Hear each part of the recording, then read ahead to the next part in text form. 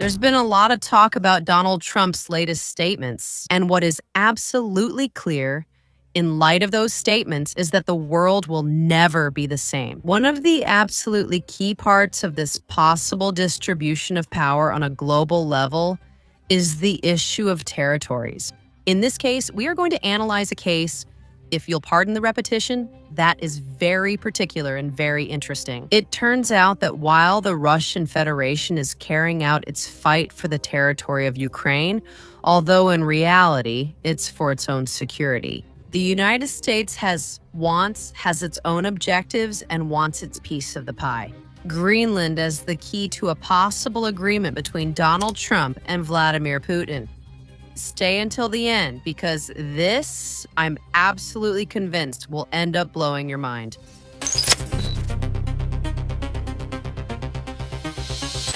Regarding the topic of Greenland, let's start directly with the most important part. Greenland has an absolutely key similarity with another territory internationally. This has caused it a lot of headaches, especially for the entire collective West, particularly for the globalists, with the Democratic administration at the forefront. But now the European Union has taken on this role. We are talking about the new territories that have recently joined the Russian Federation.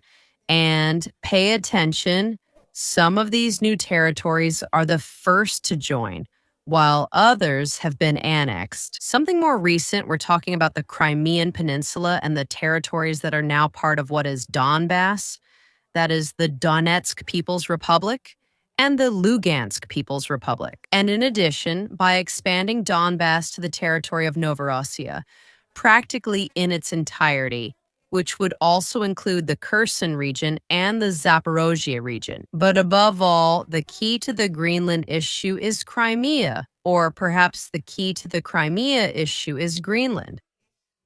Depending on how you look at it, Vladimir Putin and Donald Trump presumably would have reached an agreement in Alaska.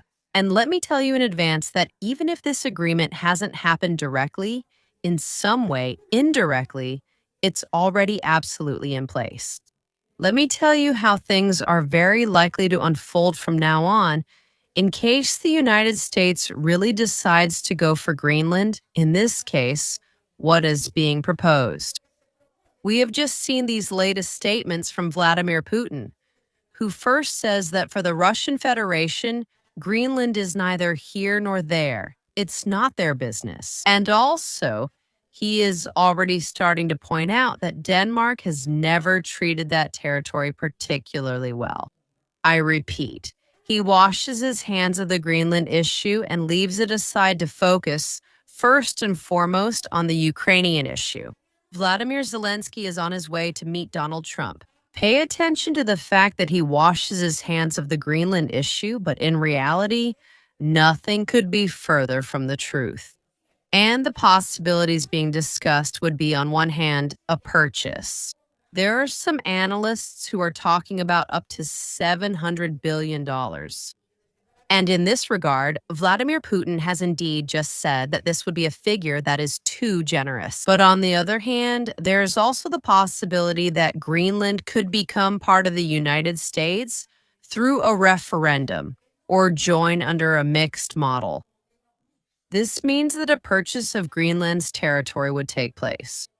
On one hand, there is even talk that each Greenlandic citizen could be paid up to $100,000.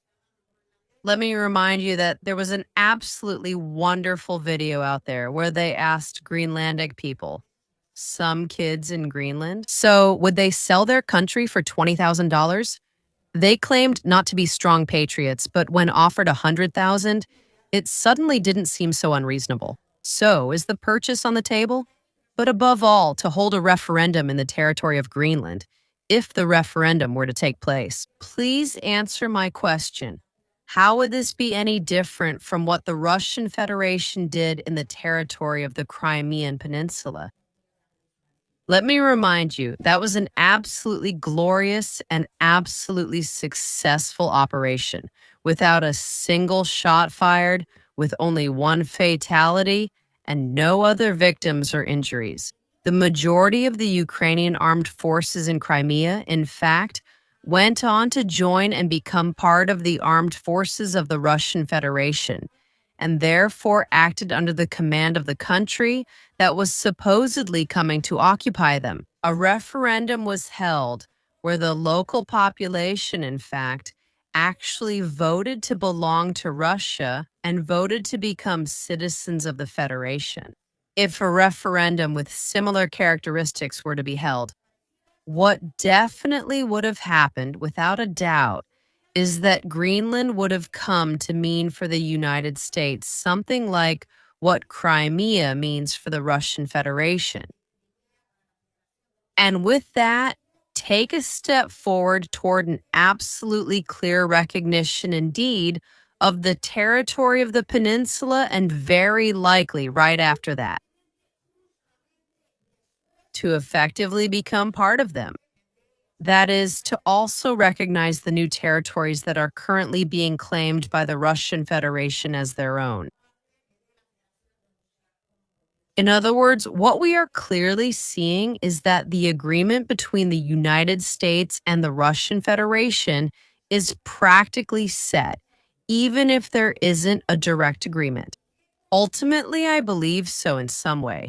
They are already recognizing each other as the two strong countries, as the two countries that have very clear spheres of influence and over which they definitely want to act and for which they want to receive due recognition. The United States wants Greenland. The Russian Federation already has Crimea, but indeed, thanks to that possible acquisition of Greenland by the United States, Russia could also acquire something new, the territory, because they already have the territory, and in reality, they don't need the recognition. But be careful, the moment this recognition happens, we will have definitive proof. One of many, but of course, many more will be needed before it becomes clear that the world definitely won't be the same anymore. And here today, we're talking about the United States and Russia. We're talking about Greenland and Crimea.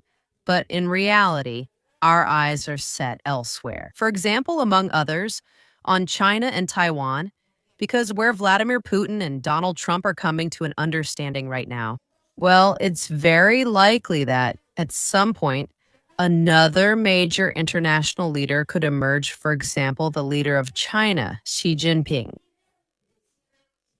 And then the terms of the international agreement would have to be adjusted and also give him his share of influence, which in reality, he already has in some way. I mean, it's a territory that officially belongs to China. And at some point, China will indeed have to take control of it, especially in the eyes of this new international legality, which is being established as an absolute law of command and control by the United States, Russia, and China. And well, who knows how many more powers?